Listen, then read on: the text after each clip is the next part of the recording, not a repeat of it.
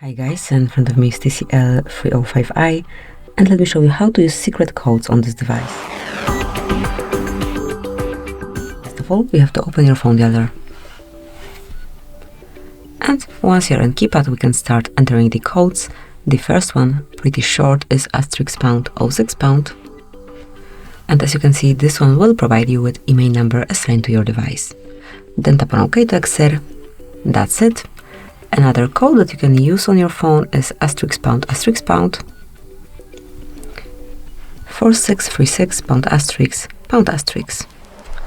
And here you've got version information, so you can check product number, software version, hardware version smoothly by entering the code. You don't have to look for it in any other area. Tap on OK to exit. And another code, the last one that I would like to show you, is Asterisk #225 #***. And as you can see, this one will provide you with calendar info, so all upcoming events assigned to your device's calendars would be displayed here. And that is all. Thank you for watching. Please subscribe our channel and leave the thumbs up.